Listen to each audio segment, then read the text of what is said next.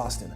Terry, a former employee on the stand from Friday said that R. Kelly asked her why she let the woman escape. Could that spell out RICO against Kelly? Absolutely, and the operable word here, Brian, is escape. There are over a dozen underlying acts for the RICO charge, and one of them is kidnapping and forced labor. And if Kelly himself used that word escape, it means he knows he's holding people against their will.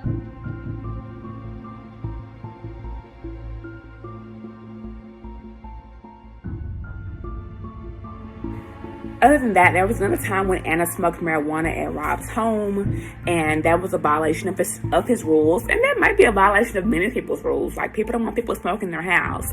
So Diane told Mr. Kelly, and Anna left, and they had a fight, but she ended up coming back. There was a term that was used as far as last week, where in the press, there was a situation where they were saying, R. Kelly had told his staff, like, oh, you let this person escape. And on cross, Diane said, no, R. Kelly never used the term escape. She was just repeating what someone else said. So that wasn't a term that he said, despite all the headlines. She worked for him about 15 years. She never saw anyone held against their will, locked in a room, having to use the bathroom in buckets. The girls were living a great life, so on and so forth. And she never saw them, like, denied water, food. She stated no girls were held against their will. They were free to come and go.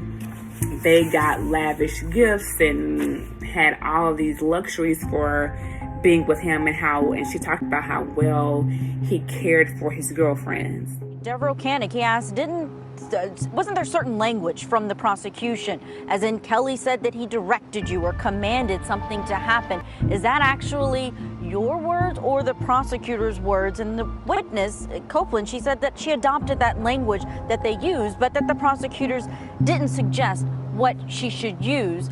But she did agree that this defendant was a loving person who was very generous.